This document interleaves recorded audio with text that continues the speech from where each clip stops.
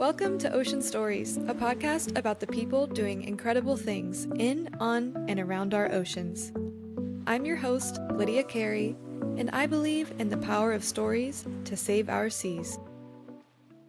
Hello, everybody. Welcome back to Ocean Stories. This week we're talking with Laura. She is South Australian, love, and she is so funny. She is the owner of a small surf brand, and she makes videos about her surfing journey, which is how I first discovered her.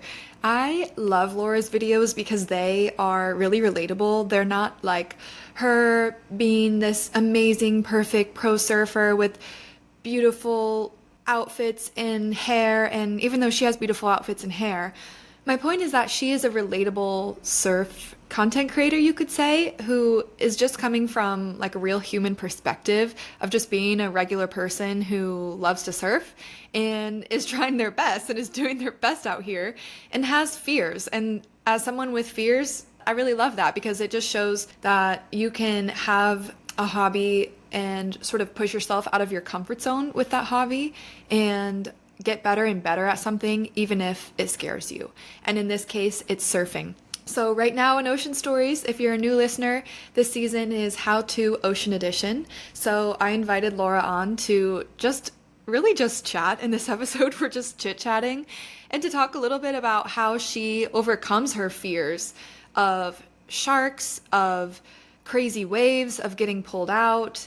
And we also talk about the birth of her surf brand, which is called Froth Nugget. That is also her name on Instagram, Froth Nugget.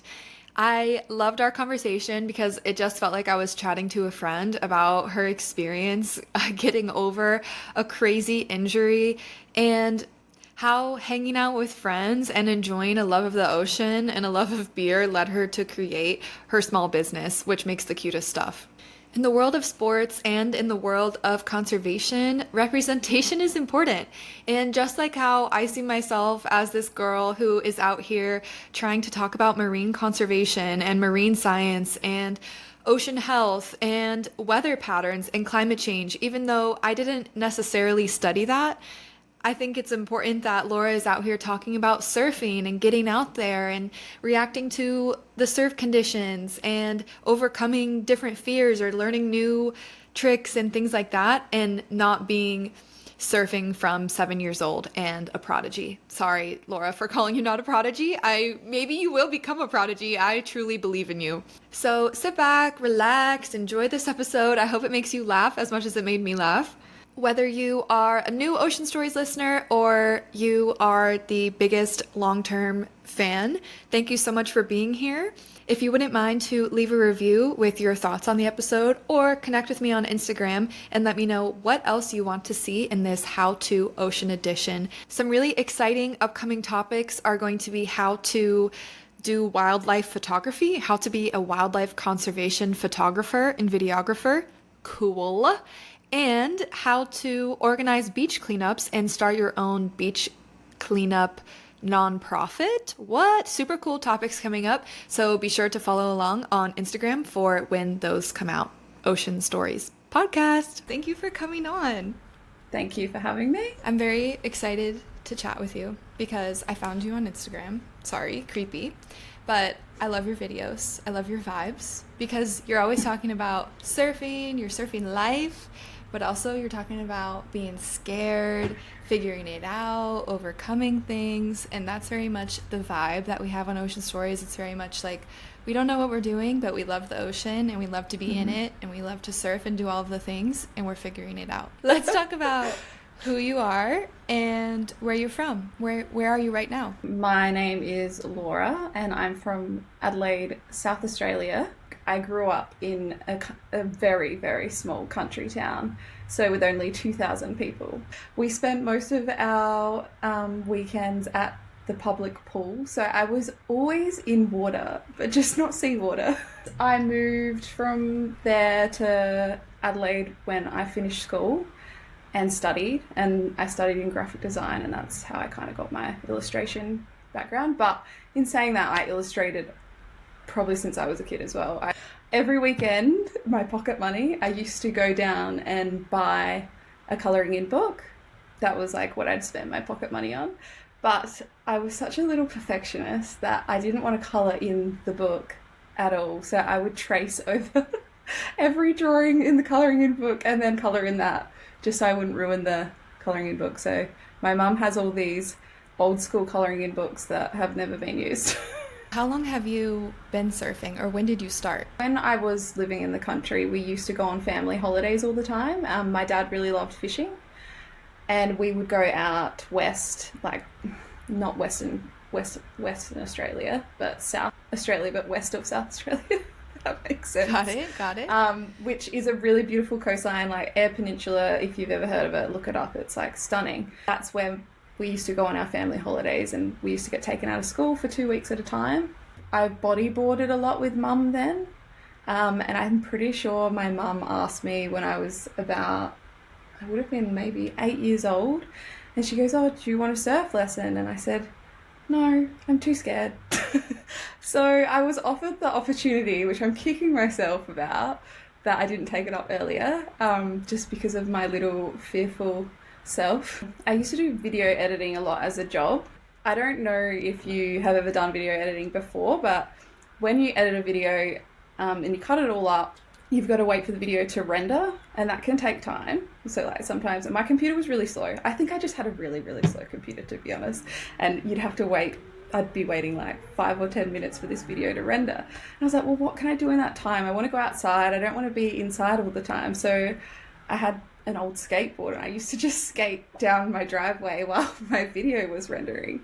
And then I thought to myself, oh, this is kind of fun. Like, I wouldn't mind trying to go to a skate park. So I used to get up at 5 in the morning because I was too scared to go to a skate park in front of everyone, because I didn't want to, like, I was just embarrassed. Like, it was just an embarrassing moment to be at a skate park. It's such a complex issue that you don't really think about it. So I'd get up really early when no one was there. The skate park had lights. I'd turn the lights on and just like practice skating on my own until I had to go back home and go to work.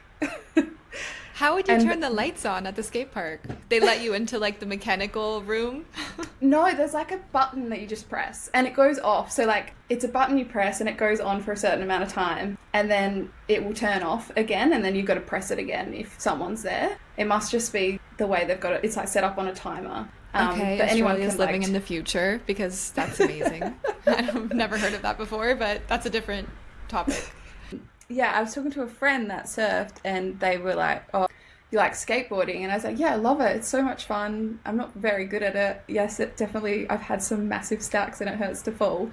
And then he was like, well, why don't you try surfing? Like, trust me, it's so much better. And if you love skating, you like surfing. And I thought to myself, oh, okay, maybe I should give it a crack. And I'm shit scared of sharks. So for me to be like, all right, I'm just going to go book a surf lesson was a huge step, because I pretty much didn't want to be in the ocean past waist deep. Like, if I couldn't touch the bottom, it was like a hell no, like, get me out of here kind of thing. And not because I didn't like the sea or the like sand, like, because I know that there's some people that just don't actually like salt and sand or whatever.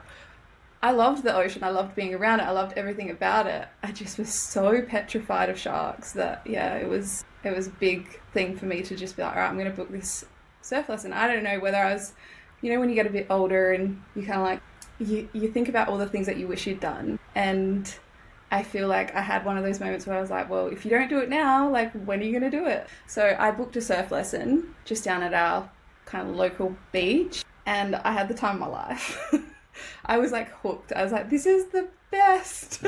I was like, I freaking love surfing. I don't care about sharks anymore. That whole fear just almost went away. Not saying that it hasn't come back, but yeah, I would say that's how it started. That is so beautiful. I took a surf lesson in Sydney, and I had totally not that experience. I was so mad. I was so frustrated. It was so hard. I was exhausted. And people are like, and when you take a surf lesson, people push you into the waves a lot of the time. They help you out.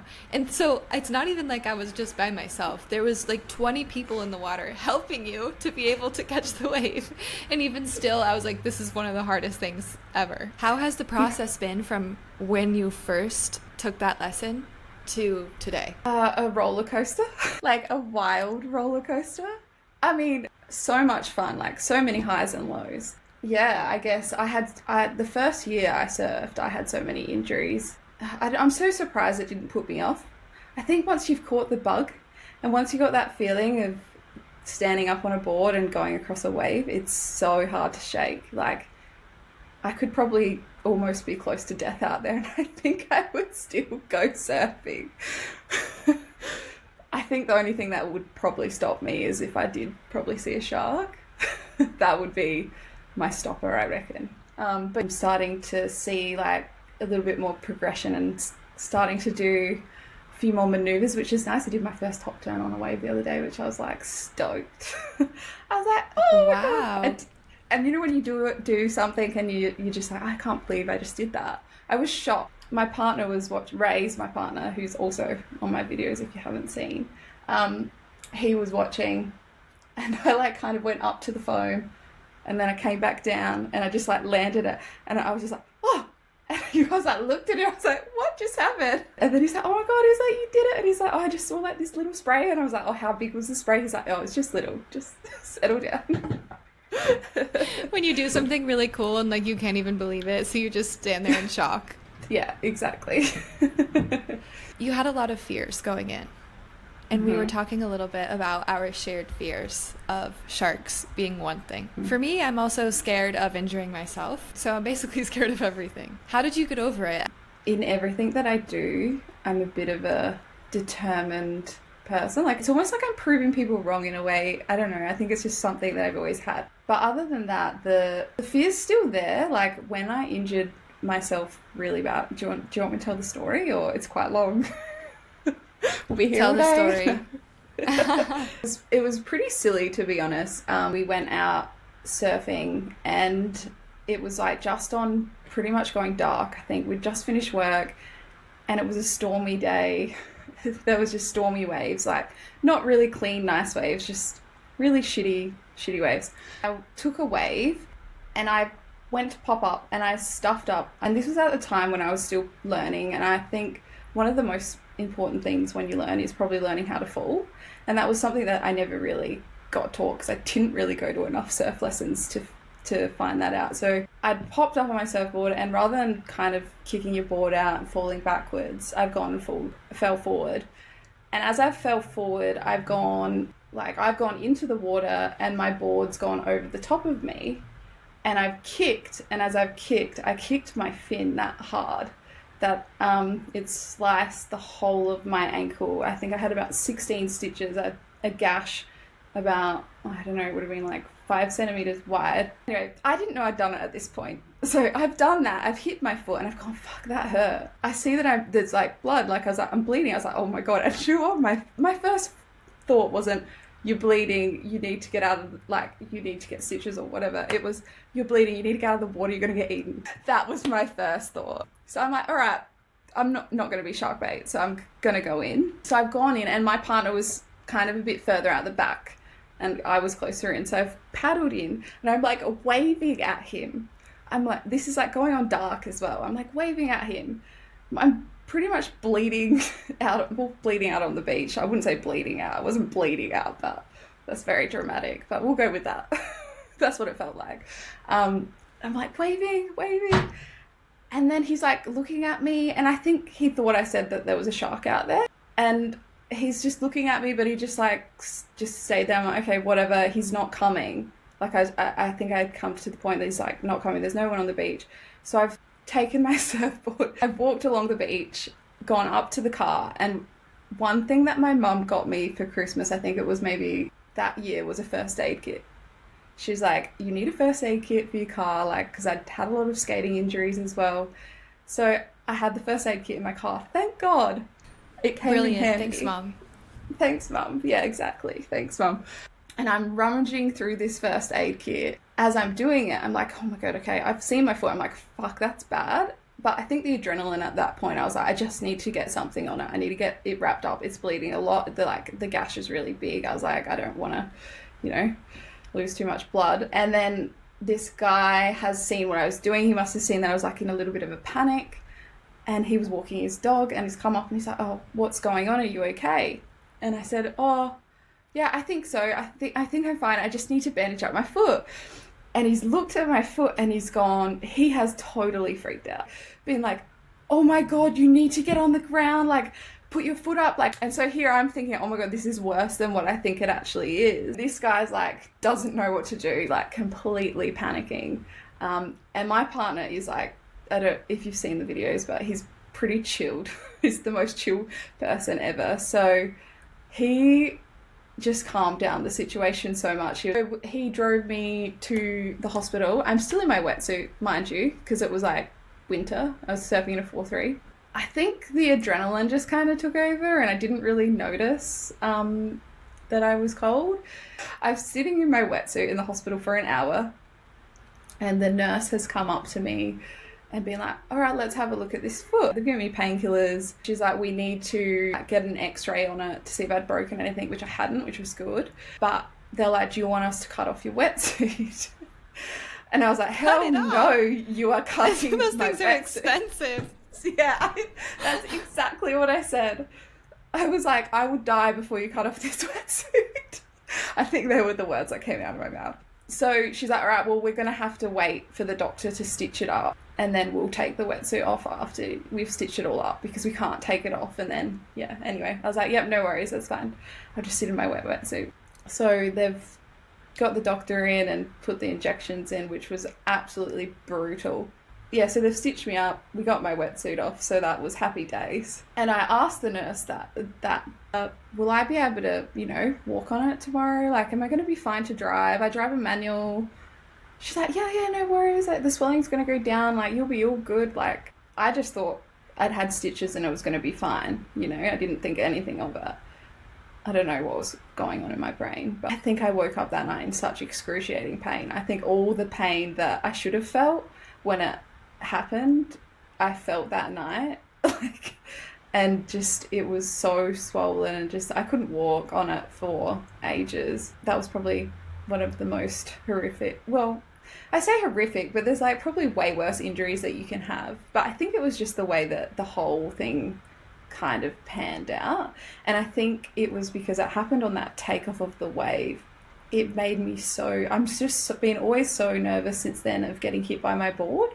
I'm very hesitant on my takeoffs, which, if you know surfing, being hesitant on your takeoff is probably the most dangerous, like, place to be hesitant, because that's when you're going to go over the falls and that's probably when your board is going to hit you. So yeah, it was pretty crazy. But I'm alive. Well, I can see that you're surfing again all the time, so you definitely didn't let that injury stop you from getting back out there.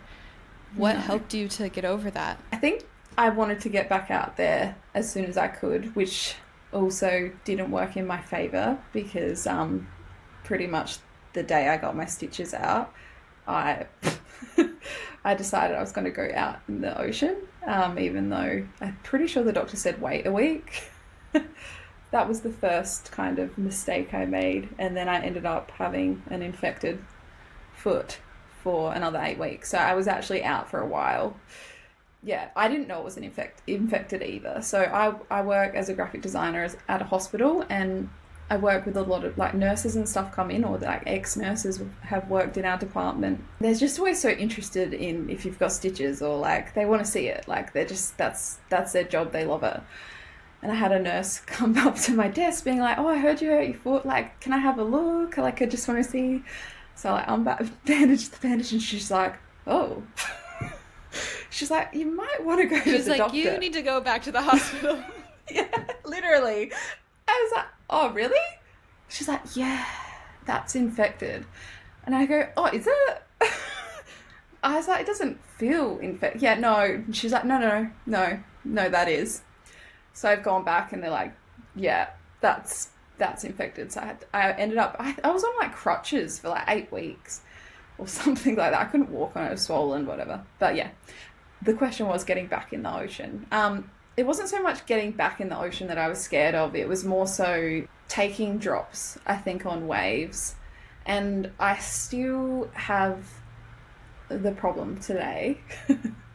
But I think The more I'm starting to learn about, I've really started to educate myself on the takeoff zone and like how to read the waves a bit better from even when you're not even in the ocean, before you even get in, like to see where the waves breaking and to see how like the white water forms like a triangle kind of, and to see how, if it goes like left or right, where to sit and things like that. That's helped me a lot. So like I can almost make a judgment on the wave before I'm in the ocean. And I think it's just that education and that time in the water as well that's helped me a lot there.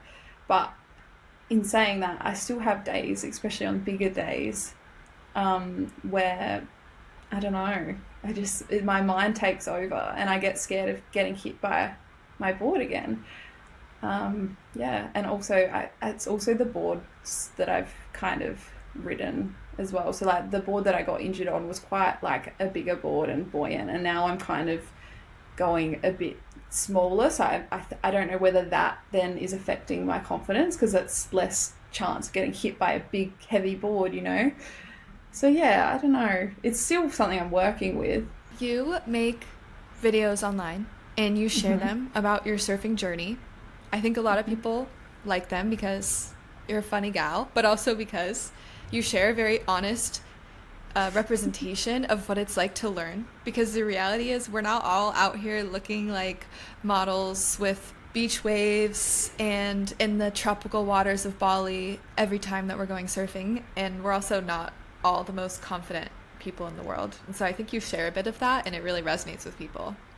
What has it been like building that community online? Yeah, I feel like just sharing my journey and my experiences is sometimes as weird or as crazy as they can be, or me just like sitting there with my hoodie on that makes me look super, super attractive.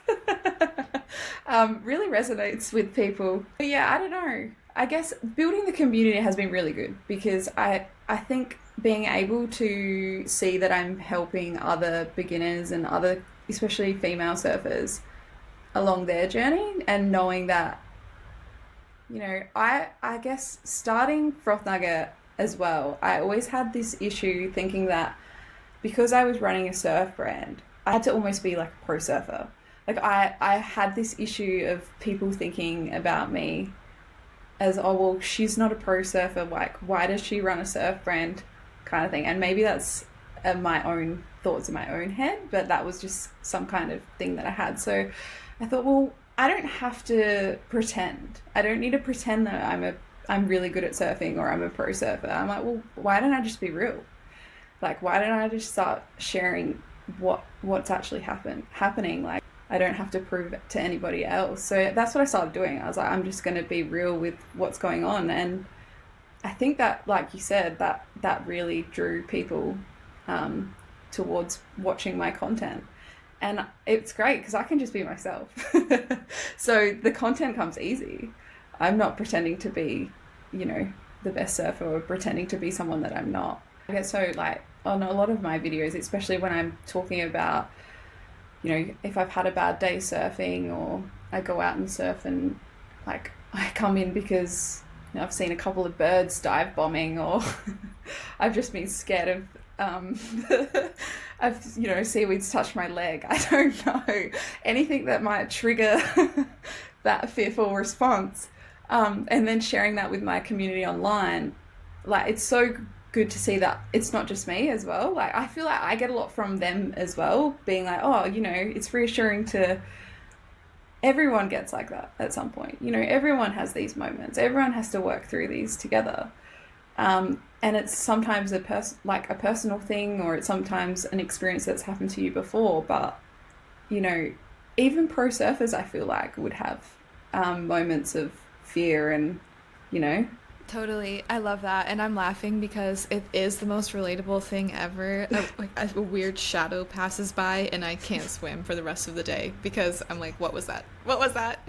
So it is nice. And it's so good to talk about these things openly because it really does get more people out there. In South Australia, sharks are quite a big thing here. We've had a few shark attacks in the last 3 months. Oh, no, not 3 months, over the over the last summer we had a few shark attacks. So it is something that I think that we do need to talk about, because there are things that I think as surfers that we can still do to be aware of our surroundings and to keep, you know, as safe as we can be, obviously by still being in the ocean. We're in their territory, of course, like we've got to respect them as well. So, and like, that's one thing that in my videos I probably have talked about is like, you know, when I see birds dive bombing or if I see a massive school of fish, I put that, like, you know, it's not as safe environment as I want to be in. And perhaps that's something that people don't know either. So it can be almost like an educational thing as well, I guess. It allows people to be able to say, it's okay that I'm scared. It's okay that maybe this wave is a little bit too big for me and I need to go in. Or it's okay that I'm trying something new and I might fail and I might slice my foot open or whatever. Like, it just makes these types of things more accessible so that people that want to give it a shot can, and they feel less like they need to be the most perfect surfer ever, that they need to never let anyone know that they're a bit scared and that maybe they don't know what they're doing. Because the reality is that at some point, everybody feels like that. And I still feel like I don't know what I'm doing out there. I've been doing it for 4 years. Like, just even the other day, I just, you know, just some days you just have bad days as well. And I think that's fine. Like, having a bad day is good. I don't know why I think that culture sometimes comes across in surfing as well, with having to be, you know, the best surfer out there. Or yeah, it can be scary. Like, it's scary going into a lineup, especially for the guys if you're a girl and, you know, maybe you've only just started catching green waves and like you've just gone from whitewash to green waves and now you're out in a lineup with guys that are like shredding. You're like sitting there going, holy shit. And there's no other girls out there. Like, I must admit, it is getting more popular with girls being out in the lineup. And, you know, I don't know if where you're from it's popular, like you're seeing more and more females out in the ocean. But yeah, sometimes it is just you and some like 10 other guys. But I must admit, it's like that skate park issue that I've had, and I've learned this. It's usually in your own head, and as soon as you start just talking to these people and like going into a lineup and be like, oh hey, like how are you doing, like how's your day been, or something like that, you realize they're not as scary as you thought they were. When you were talking about the skate park thing, the first thing I thought was how much I related to that, because there are so many things that I'm ashamed to be seen doing. But what I think it comes down to is my fear of being seen trying and my fear of being seen failing. And it applies to many things in life, but a lot to new physical hobbies, because obviously I don't know what's wired in our brain to be super embarrassed when we fall down. And I'm like terrified of someone yelling at me because I do something wrong, because I don't know what's going on. I get that. I get that completely. But I think that's where I do find that, like, I don't know if you've got any community groups there, like surf girl groups, where a surfer girl, like, I don't know, I find if you can find your group, your little group of people that support each other, then it's not so scary. That's like what I want to do with Froth Nugget as the community grows, is I want people to be there and support each other, and I want to kind of foster that positive surf community rather than this negative one where you're like, oh, you're a kook. Like even when I first started posting videos on TikTok, I was getting little broms calling me a kook, being like, you don't know how to surf. And I'm like, mate, you're like 8. Come on, like, you are the next up and coming generation. Like, we don't need more negative surf culture. It's always the 8-year-olds on TikTok with the hate comments, I swear. I know. I think they just do it for a kick, which is fine. But you mentioned Froth Nugget. For anybody listening that doesn't know, what is that and how did it begin? It really happened with my love for surfing, I will say that, and my love for beer. I'm gluten intolerant now, so I can't drink beer anymore. So I'm so sad. But I had just been surfing, and it was like I just had one of those really, really good sessions where it was so much fun. And I think I was just only beginning to catch green waves. So yeah, so I'd been surfing out all day and had an epic surf session. And usually when that would happen, we'd celebrate and buy a carton of beer and have a few beers. And I don't know how we got onto the subject, but we were like, oh, imagine a chicken nugget riding a barrel of fries, and we're just pissing ourselves laughing. It was the fucking funniest thing ever. And I think I was like, oh, I'm going to draw it. And I drew like this little tiny sketch on a piece of paper. Like I've got it somewhere. I have to one day show it. And I'm like, I had it sitting on my desk for a while. I was working, and I like just kept like, it was just sitting there, and I was like, oh, it's kind of cute. Like, oh, I might make that into, like, I might flesh that out into an illustration. So I did. So I showed my friend, and he said, oh, you know, I'd love to see that on a sticker. I'd love to put that on my car. That's so cool. And I said, oh, well, all right, let's make some stickers. And my mum's I'm lucky enough that my mum's partner, he works at a printing place. So he's like, yeah, no worries, I can print you some stickers. I was like, sick, cool. So I had these Froth Nugget stickers. And then I don't know whether if I posted it on my story or something, on just like my personal account, and someone was like, oh, that's so sick. Like, I want one of those. And then I thought to myself, you know what, I'm going to make a page. So I made a little Instagram page. And I think I used a website at the time called Big Cartel, which was free, completely free, and very easy to set up. So I just did that, and I put a link on my page. And I'm like, in my head, I was just like, no one's going to buy these. Like, this is just a joke between me and my friend, but whatever. It's kind of like cool. It's giving me something to do, like a little hobby. And then I think the day I made my first sale, I was just like, what? I was like, mind you, I was only selling these stickers for $1.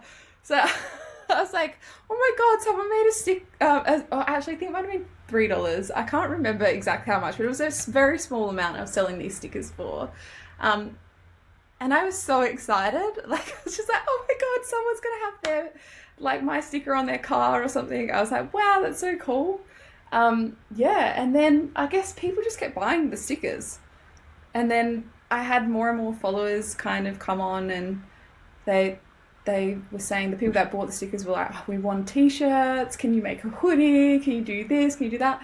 And I was like, all right.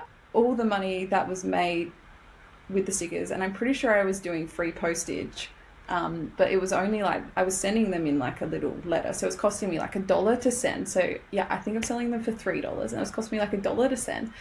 So all the tiny profit that I was getting, I put into making t-shirts, and then it kind of just created this little snowball effect. And then I started to put in my own money as well, because it, you know, I had to at the end of it, because just my $3 stickers weren't going to cut it. But yeah, that's pretty much how it started. Fast forward to today, and you have lots of lines, lots of different illustrations.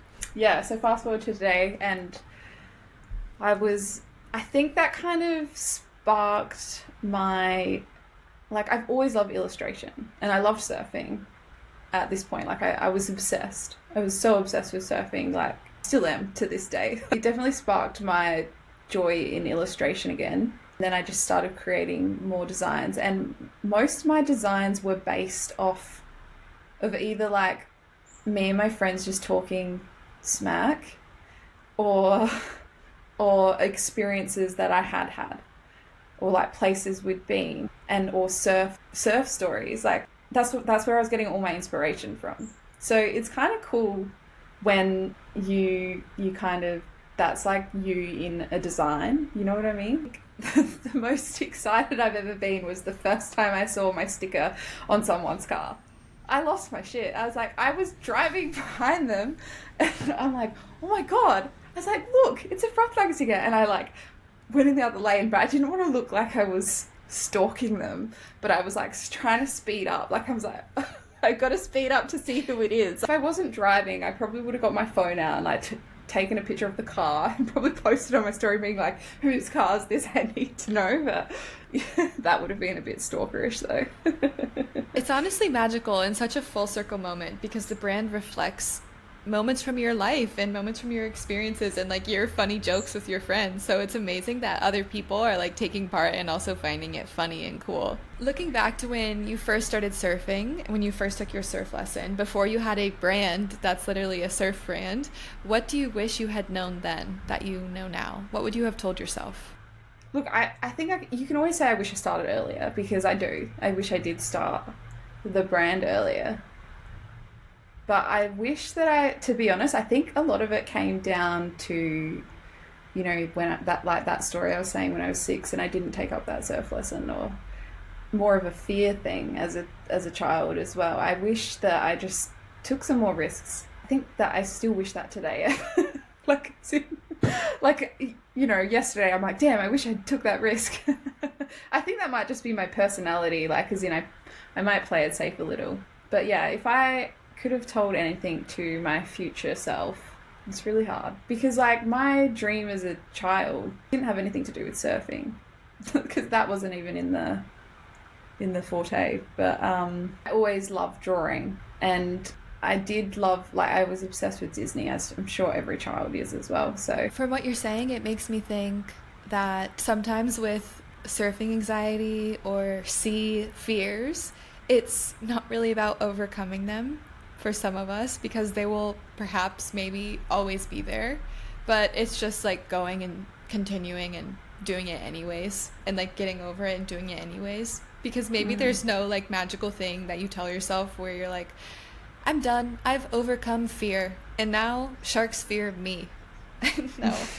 Like maybe it's just something that you always have to deal with every day that you get in the ocean and like continuously overcome. it's definitely something that I feel like with anything, you've just got to find a way to distract yourself a little, like while you're out there. And the best way to distract yourself is to have fun, I find. Because when I'm out surfing and I'm having fun, I am not thinking about that one little bit. It does not cross my mind. Totally, it makes complete sense to me. One question that I ask everybody that comes on is, what's your favorite ocean story or ocean memory? I think my favorite ocean memory or story would definitely probably be the first time I caught a green wave. How long into your surfing journey was that? That's a very good question, because I don't really remember how long it took me to catch a green wave. It would have been maybe a few months. Mind you, I was surfing nearly most like weeks, you know what I mean, in the whitewash. I just remember, I don't know, you just can't beat that feeling. There's something about it that it honestly is like taking a drug. Like you just, I don't know how to explain it. And I think surfers that have done this before will understand what I mean, but I want to be able to explain it to someone that, hasn't caught one before and what it feels like. But it's just, you definitely feel so in tune with the ocean, I think. And it's just, I don't know, you walk away from it just being like, what the hell happened? Such a crazy experience. So I feel like that's probably my favorite ocean story or memory, because it's almost like everything in the world doesn't matter at that point. Like, you're not thinking about, all your stresses at work, or you're not thinking about, what you ate for breakfast. I don't know. It's just like the only thing that you're fixated on is that wave, and like looking down that line and seeing just this clean, nice face. I don't know, just nothing beats it. Sort of like a meditation almost, because you're so focused on the present.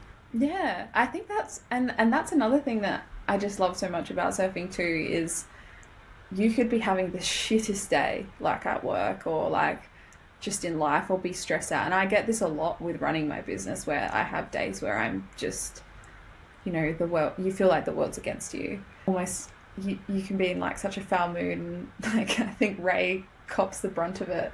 And I'll be, in a foul mood until I get out in the water and I catch that one wave, and then all of a sudden your mood just flips like that. And it's just crazy. I think without having that outlet, whether it be surfing or, anything that people do, whether it be snorkeling, diving, or Yeah, I don't know. It definitely would make life a bit harder. I love that. What is the future for the Froth Nugget brand? Future of Froth Nugget, well, I'm hoping that there's a strong future. Probably just want to continue to build the surf community on Instagram and TikTok, and I've been loving doing TikTok lives lately, actually, because I don't know, there's something about I love talking to everyone, and I love getting asked questions, and I love helping people in their surfing journey. Even though like I'm not like a really, like I said before, really experienced surfer, but if I can help someone else, then I don't know, I feel like I've done my part in a way. So the future, probably I'd love to do some meet and greets maybe locally, and then maybe do stuff nationally. I'm not sure yet, but I think, yeah, building that community, keep doing my illustration work, and building the brand a little bit more and releasing some more products hopefully. Well, I look forward to that. I love all of your illustrations. I think they're so fun, spirited, and really just beachy and cute. So, if anybody listening wants to check out the brand or Laura's socials, I will link them in the show notes. But thank you so much for coming on and talking and sharing your true story experiences of what it's been like for you. Yeah, thank you. Thanks for having me. Thanks for listening to another episode of Ocean Stories. Don't forget to follow our social media channels for extra content behind the scenes and to connect with our guests. If you like this episode, please leave a review and let us know what you think. See you soon for more Ocean Stories.